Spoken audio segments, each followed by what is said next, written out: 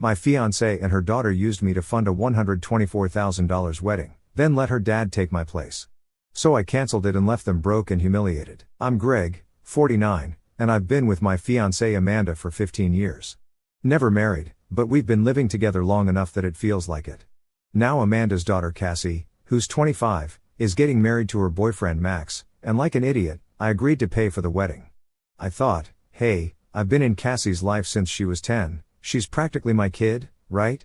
Wrong, I'm not rolling in cash, but I've done well for myself with my own business.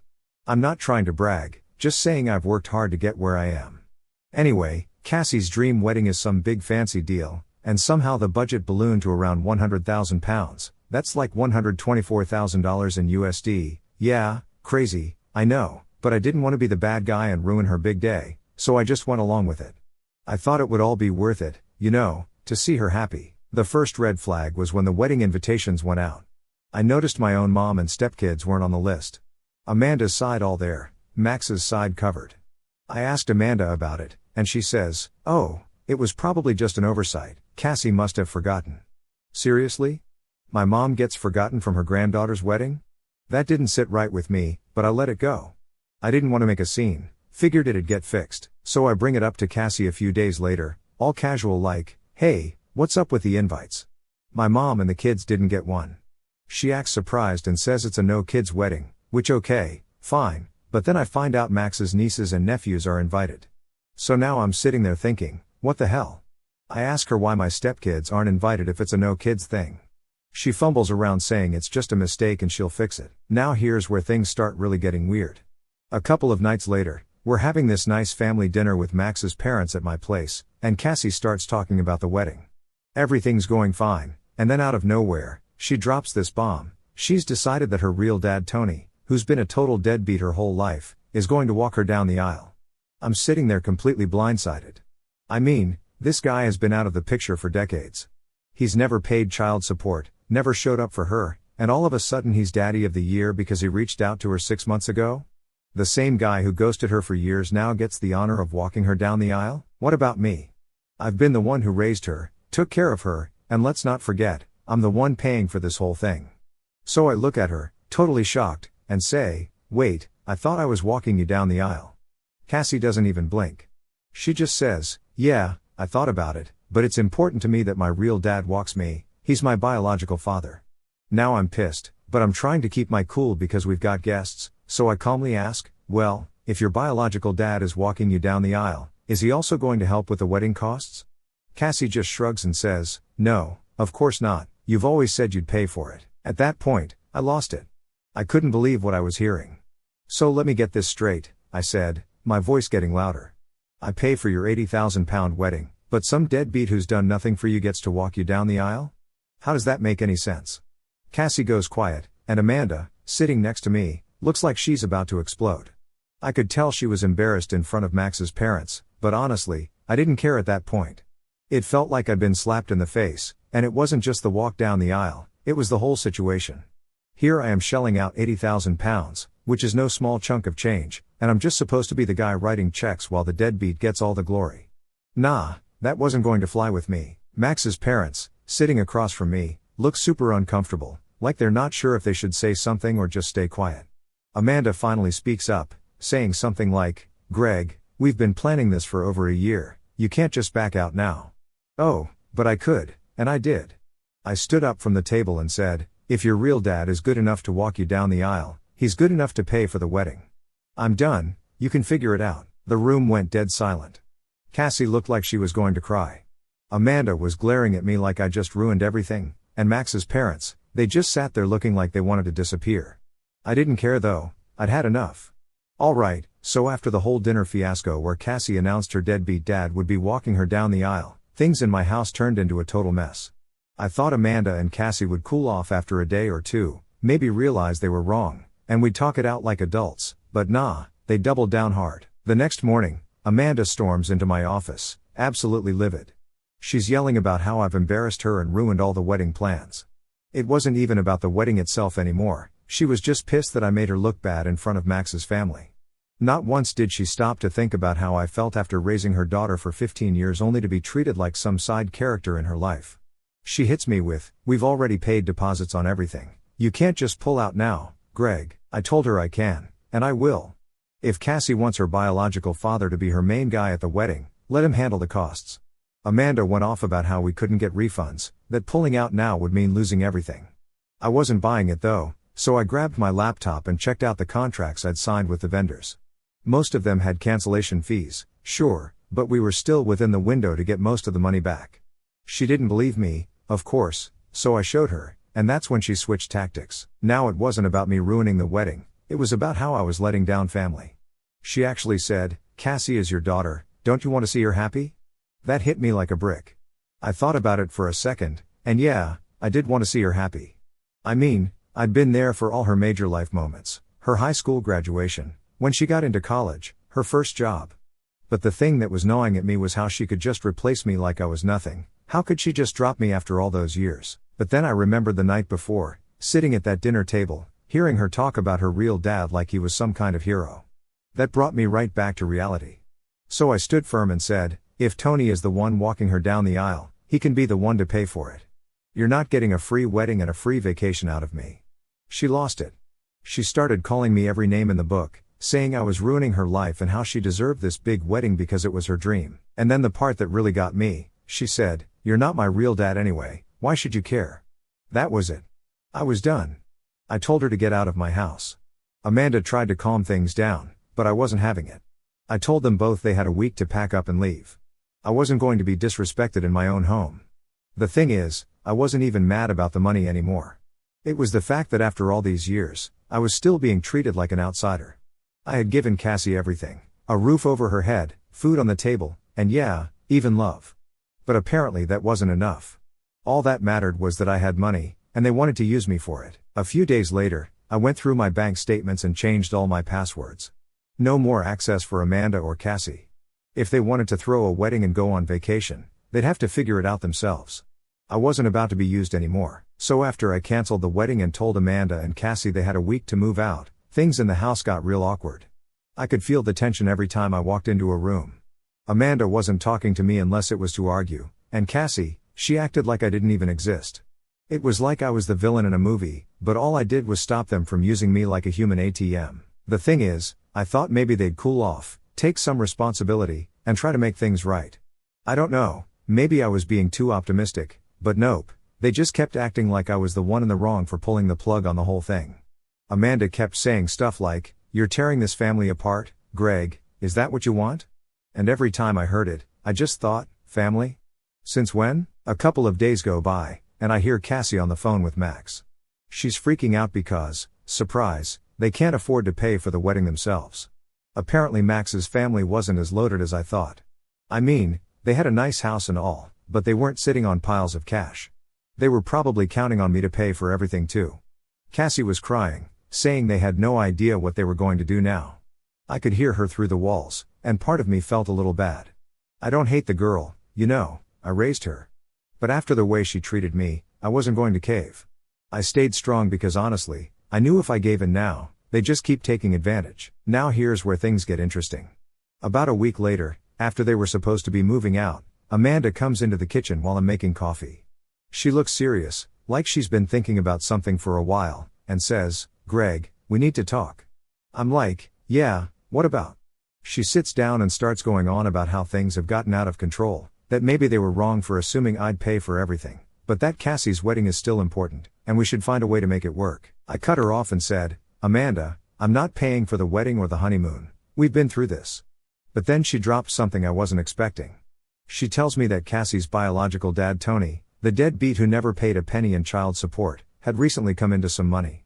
Apparently he'd won a settlement from an old work injury lawsuit, something like £25,000, around $30,000.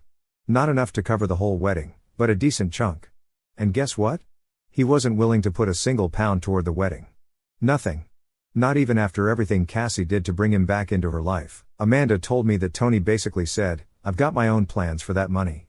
I almost laughed, but I held it in. So this guy who Cassie is letting walk her down the aisle gets a fat check and won't even help his own daughter with her wedding. Meanwhile, I'm supposed to cover the whole thing? Yeah, no thanks.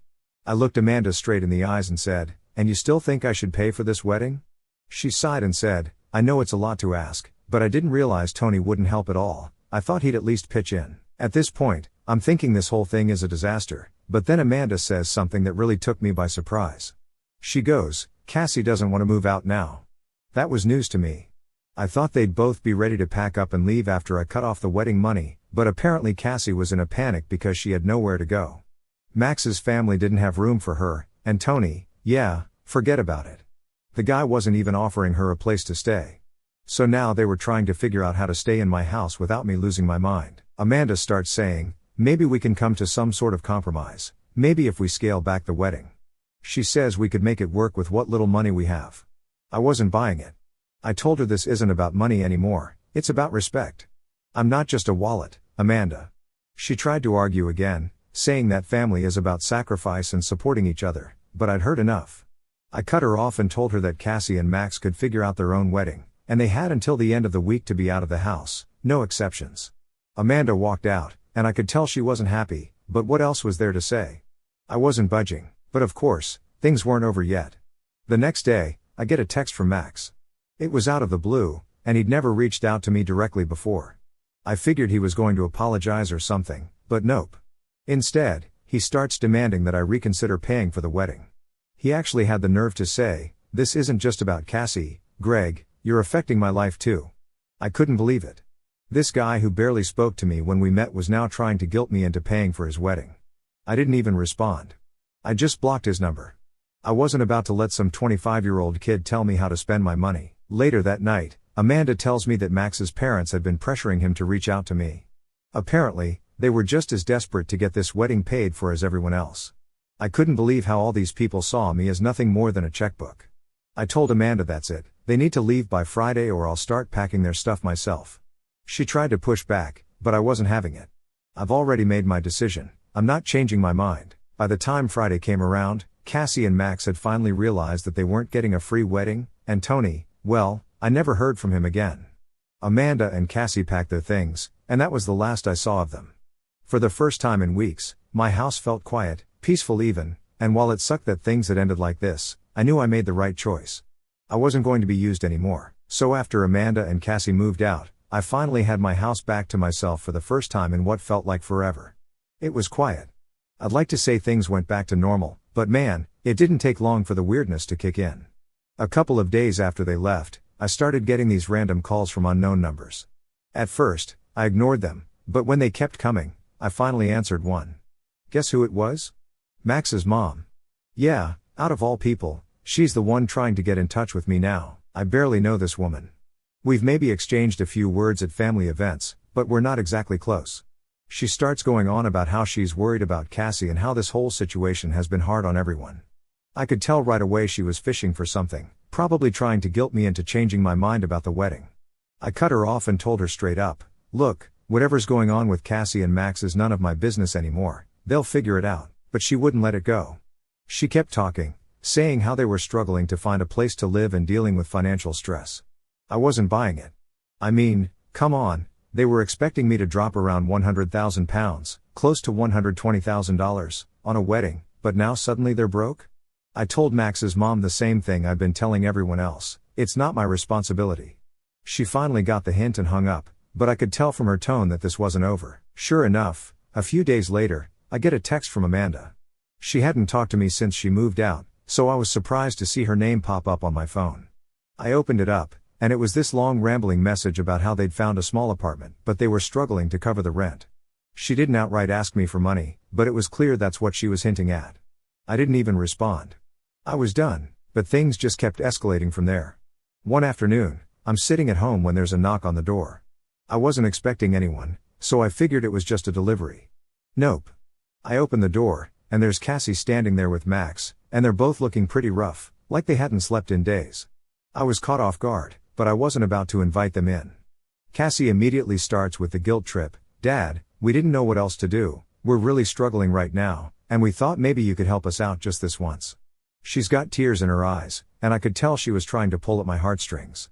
Max just stood there looking awkward, not saying anything. But here's the thing, after everything that had happened, after the disrespect, the lies, and them treating me like a walking bank account, I wasn't about to give in. So I told her, Cassie, I've done enough. You've got a real dad, remember? Maybe he can help you out. That set her off. She started yelling, saying how Tony had bailed on her again and wasn't answering her calls. She said he took his £25,000, about $30,000, settlement and disappeared. Big surprise, right? The deadbeat dad she chose over me turned out to be a deadbeat after all. Max finally spoke up, trying to be the reasonable one. He said, "Greg, we're just asking for a little help, maybe enough to cover our first few months of rent until we get back on our feet." I wasn't having it. I looked at them both and said, "I've already helped you. I gave you 15 years of my life, and I was willing to pay for your wedding until you decided your real dad was more important than me. Now you're on your own." Cassie started crying harder, but I could tell it wasn't because she felt bad for what she'd done, it was because her plan hadn't worked. Max was just standing there looking defeated, and I almost felt bad for the guy, almost. I told them both to leave, and as they walked away, Cassie turned around and said something that honestly floored me. She goes, "You're going to regret this when I have kids, they'll never know you, you'll be the grandpa they never meet." I was stunned for a second. I mean, after everything, this was her final shot, trying to hurt me by threatening to cut me off from future grandkids. It was such a low blow, but it didn't hit me the way she wanted it to. If she thought I was going to cave because of that, she was dead wrong. I just shook my head and said, "Good luck with that." Then I closed the door, but here's where it gets even weirder. A week later, I get an email from Amanda. Not a text this time, an actual email. She starts out by saying she's sorry for how things have turned out and that she wishes we could have worked things out differently. And then she drops the real reason she's emailing. Apparently Max had called off the wedding. She didn't go into details, but from what I could piece together, Max finally had enough of Cassie's drama. He couldn't handle the stress, the money problems, and the fact that Cassie had burned so many bridges. He decided it wasn't worth it anymore. Amanda was asking if I could talk to Max, see if there was any way to convince him to reconsider. Like I had any influence over the guy. I hadn't even known him that long, and after everything that went down, I wasn't about to start playing matchmaker. I didn't reply to the email. What could I even say? It wasn't my problem anymore. But you know what the real kicker, sorry, there's that word again, was? A few days later, I heard from one of Amanda's friends that Tony, Cassie's bio dad, was spotted at a casino in Brighton, blowing through his settlement money like it was nothing. So while Cassie and Max were out here scrambling to pay rent, Tony was living it up, probably gambling away what little cash he had left. Honestly, the whole thing was just sad at this point, but at least I was out of it. So after Cassie and Max showed up at my door begging for help and after Amanda's ridiculous email asking me to fix their relationship, I thought I'd seen the last of the drama. Honestly, I was ready to move on, but of course, life had one more twist to throw at me. About a week after I got that email, I got an unexpected visitor, Amanda's brother Tim. Now I've never been close with Tim. We've met at family gatherings, exchanged the usual pleasantries, but that's about it. So when he showed up at my house, I was immediately suspicious. What could he possibly want? Tim walks in looking all uncomfortable, and I could tell right away he didn't want to be there. He sits down and starts with some small talk, asking me how I've been and all that. I wasn't in the mood for chit-chat, so I just asked him, "What's this really about, Tim?" He sighs and gets to the point. Cassie's in trouble. Max really left her this time, and Amanda's worried she's going to do something stupid. She's not handling things well. He looked at me like he expected me to jump up and fix everything, like somehow I was the key to making it all better. I just stared at him for a minute, trying to figure out if he was serious. "Tim, what do you expect me to do? They burned every bridge with me. I'm not swooping in to save them now." Tim shifted in his seat, clearly uncomfortable. "Look, man, I know it's not fair, but they're really struggling. Cassie's talking about moving in with some friends, but they're not exactly the best crowd. Amanda's freaking out, and she doesn't know what to do." I couldn't believe what I was hearing. They really thought I was still their safety net even after everything? I told Tim, I'm not responsible for Cassie's choices anymore. She made her bed, and now she's got to lie in it. Tim looked defeated, but he wasn't giving up just yet. "But what about Amanda? You guys have been together for 15 years. Don't you care about what happens to her?" And that's when it hit me, this wasn't really about Cassie at all. It was about Amanda. She'd been trying to find a way back into my life ever since I told her to move out. The email, the phone calls, the whole guilt trip about Cassie, it was all a setup to get me to take Amanda back. I stood up and looked at Tim, trying to stay calm. I care about what happens to Amanda, but I'm not her solution anymore. She chose Cassie and Tony over me, and now she has to live with that decision. Tim didn't have much to say after that. He left, and I thought that would be the end of it, but I should have known better. A few days later, I get a letter in the mail from Amanda. Yeah, an actual handwritten letter. Who does that anymore?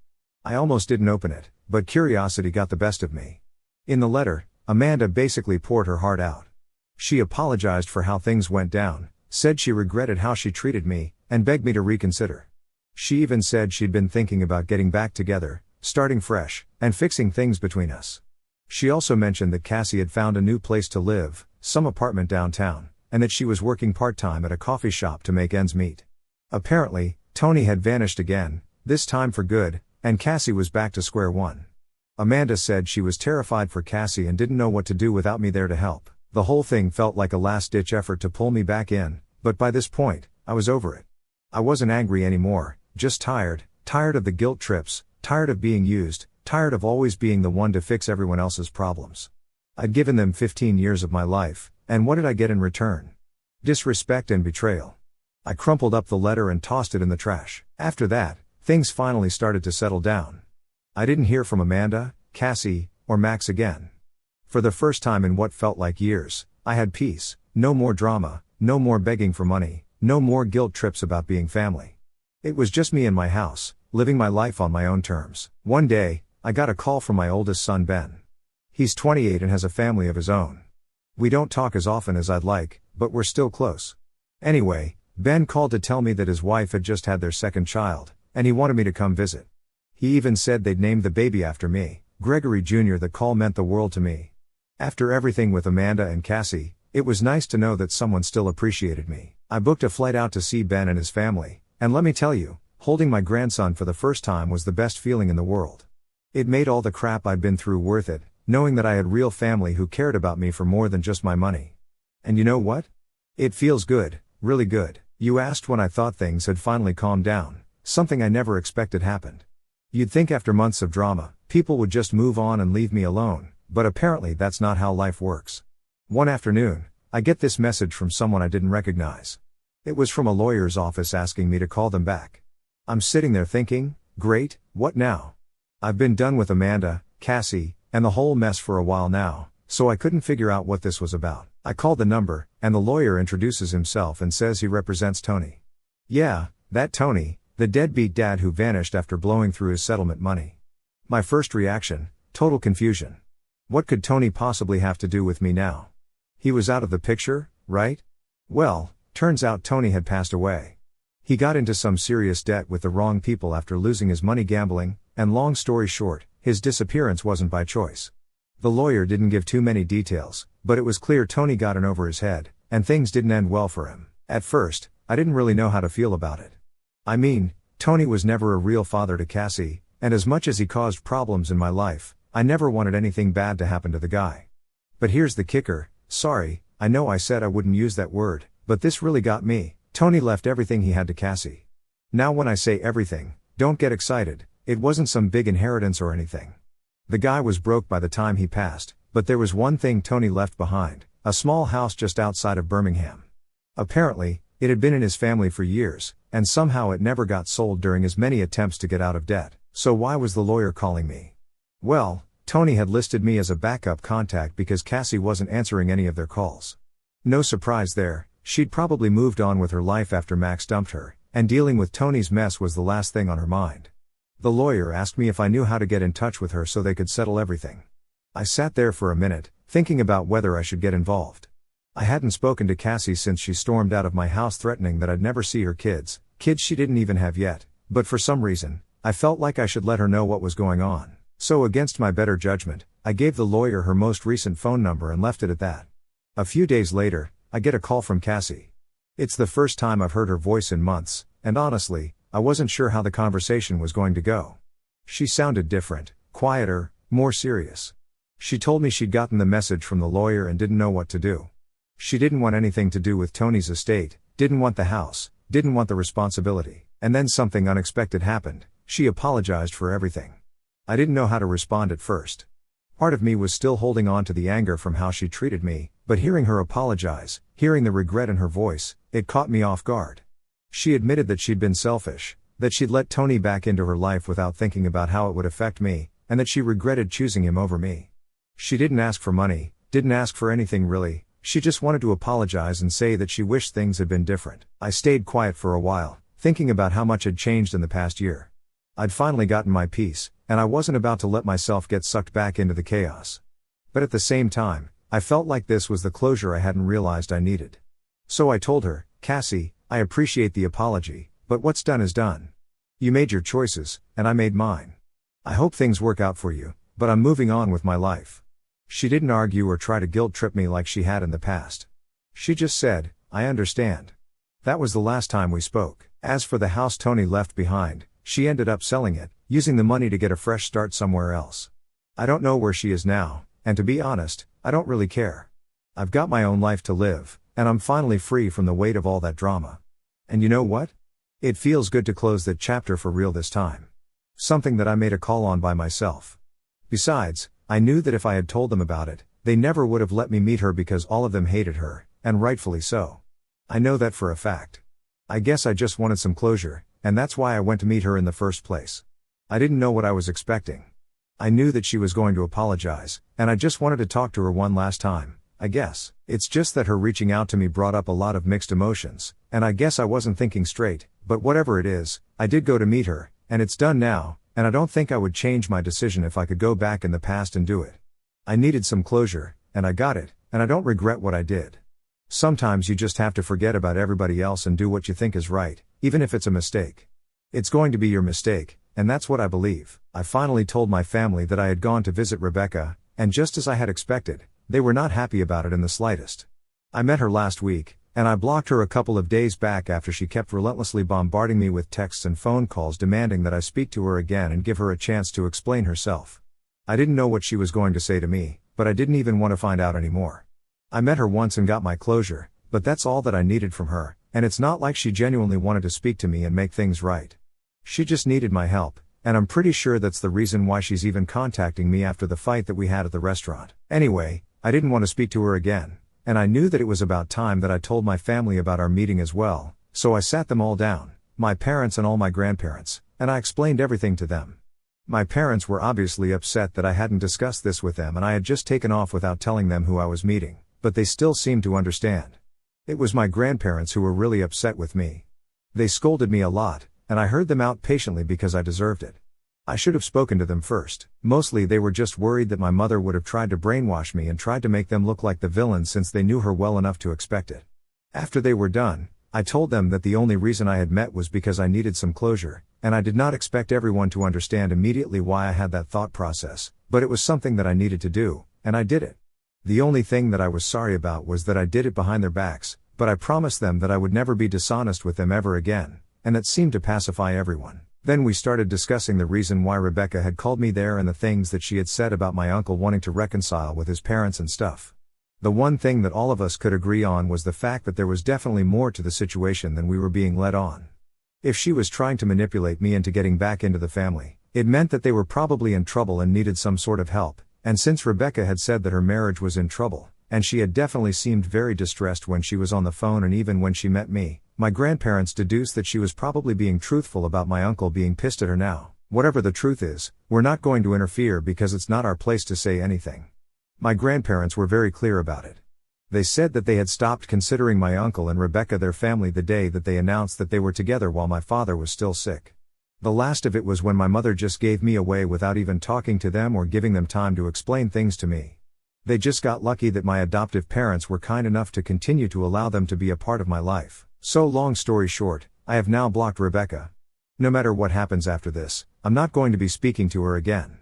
I know that she's quite desperate to talk to me since the last few messages that she sent me were begging me to talk to her and telling me that her marriage was falling apart and so was her life, and she desperately needed me right now. I felt really guilty ignoring all of that, but honestly, what does she even expect me to do? Even if I wanted to, I really don't think that I would be able to get my grandparents to speak to her or my uncle. If I were in their place, I wouldn't want to speak to them either, so it's completely fair for me not to want to interact with her anymore. I know that she can just make more accounts and keep trying to get to me, but it's not going to work, so I have decided that if she tries to reach out to me again, then I'm going to tell her that I'm not interested, and if she bothers me, then I'm going to report her. I did overhear my grandparents discussing potential reasons as to why my uncle would want to contact them again after so many years, and they had been speculating that maybe they were having financial trouble. Since nobody from our family has been in touch with them, we don't really know what they've been doing. We know for a fact that they are still living here in the same city, but we don't know what they do for a living. Rebecca used to be a stay-at-home mom when I was living with her, but now I don't know. But one thing is for sure, if my grandparents are right and Rebecca and my uncle are actually trying to reconcile with my grandparents because they are in financial trouble, I will know for a fact that they don't even deserve the bare minimum respect that they receive from other people, because it is just disgusting human behavior. Reaching out to your daughter who you haven't spoken to in a decade so she can fix the situation with your parents just because you need money. That's literally one of the cheapest things I can imagine people doing, and yes, I really hope that she gets her comeuppance if that's actually the case here. Hey, so she reached out to me once again today. I had blocked her everywhere about 10 days ago, and after a week passed without any sign of her reaching out to me again, I thought that she had given up, but somehow she was able to find out where I go to school, and I guess that's why we shouldn't put out our personal information on public platforms. It was a lesson learned the hard way, but anyway, when I started walking back home from school today, she showed up on my way out of absolutely nowhere, and I was pretty taken aback. It happened about a block away from school, and I don't live very far from my school, so I usually just walk home. But she showed up in her car and started yelling at me to get in. I told her I was not going to get into her car because I did not trust her, and I said that if she insisted or tried to create drama, then I would start screaming right there in the middle of the street, and then she would be done for. She just told me she was not here to fight with me or bother me. She just wanted to talk to me, and she did not even care if I was not going to help her reconcile with her parents. She just wanted to speak to me and reconcile with me at the very least. She claimed that everything had gone wrong the last time that we met, and she just wanted to make up for everything. She knew that I was going to misconstrue everything that she was saying as fake and think that she was putting up an act, but she wanted to tell me that that was not the case, that she really would love to make things right with me. I could literally hear how desperate she was in her voice, and I don't know why. I know I should have felt bad for her, but I just felt annoyed, so I told her to leave me alone.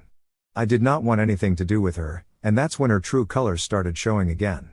I'm actually pretty proud of myself for not falling for her act the first time around, since she was pretty good at pretending that she was sorry and she really wanted to make things right with me.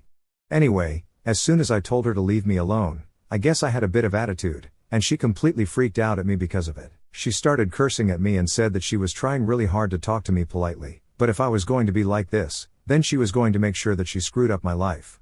The woman literally started threatening me, saying I had better watch my back and stuff. But I just found it very amusing because what was she even going to do? Anyway, I just continued to walk while she cursed at me, and eventually she just drove off after flipping me off, and I was so relieved. Once I got back home, I told my parents about it, and once again everyone gathered around to discuss what was going to be done. Since she has threatened me, we have grounds for a restraining order, so we are guessing that we are probably going to go that way, and I don't have an issue with it. I would actually prefer that so that she cannot bother me again and again. So a couple of days ago, my parents filed for a restraining order against Rebecca, and after she was served, that's when my uncle decided to reach out to his parents finally, and just like they had predicted, it was obviously because of money.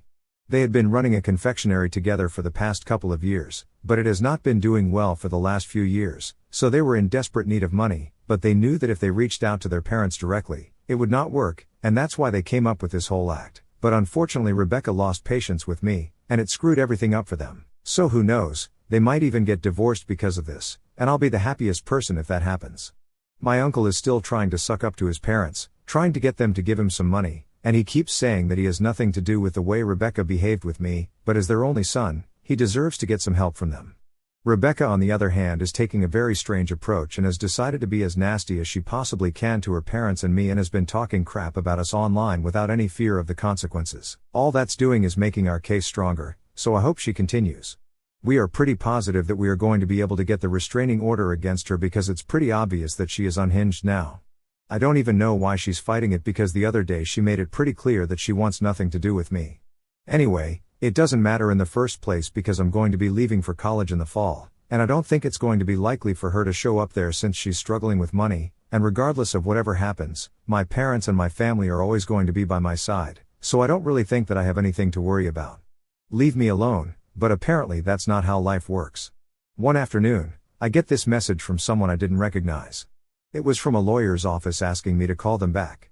I'm sitting there thinking, great, what now? I've been done with Amanda, Cassie, and the whole mess for a while now, so I couldn't figure out what this was about. I called the number, and the lawyer introduces himself and says he represents Tony. Yeah, that Tony, the deadbeat dad who vanished after blowing through his settlement money. My first reaction, total confusion. What could Tony possibly have to do with me now? He was out of the picture, right? Well, turns out Tony had passed away. He got into some serious debt with the wrong people after losing his money gambling, and long story short, his disappearance wasn't by choice. The lawyer didn't give too many details, but it was clear Tony got in over his head, and things didn't end well for him. At first, I didn't really know how to feel about it. I mean, Tony was never a real father to Cassie, and as much as he caused problems in my life, I never wanted anything bad to happen to the guy. But here's the kicker, sorry, I know I said I wouldn't use that word, but this really got me. Tony left everything he had to Cassie. Now when I say everything, don't get excited, it wasn't some big inheritance or anything. The guy was broke by the time he passed, but there was one thing Tony left behind, a small house just outside of Birmingham. Apparently, it had been in his family for years, and somehow it never got sold during his many attempts to get out of debt. So why was the lawyer calling me? Well, Tony had listed me as a backup contact because Cassie wasn't answering any of their calls. No surprise there, she'd probably moved on with her life after Max dumped her, and dealing with Tony's mess was the last thing on her mind. The lawyer asked me if I knew how to get in touch with her so they could settle everything. I sat there for a minute, thinking about whether I should get involved. I hadn't spoken to Cassie since she stormed out of my house threatening that I'd never see her kids she didn't even have yet, but for some reason, I felt like I should let her know what was going on. So against my better judgment, I gave the lawyer her most recent phone number and left it at that. A few days later, I get a call from Cassie.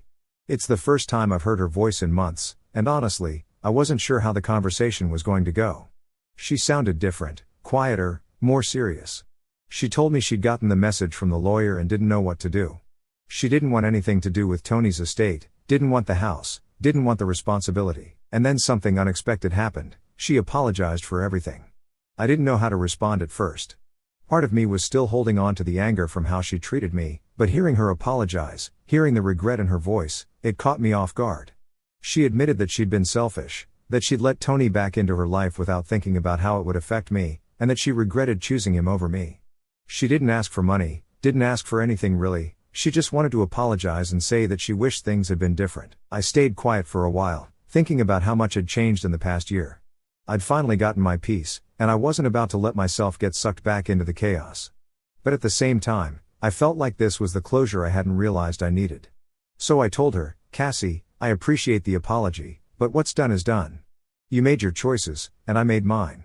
I hope things work out for you, but I'm moving on with my life. She didn't argue or try to guilt trip me like she had in the past. She just said, I understand. That was the last time we spoke. As for the house Tony left behind, she ended up selling it, using the money to get a fresh start somewhere else. I don't know where she is now, and to be honest, I don't really care. I've got my own life to live, and I'm finally free from the weight of all that drama.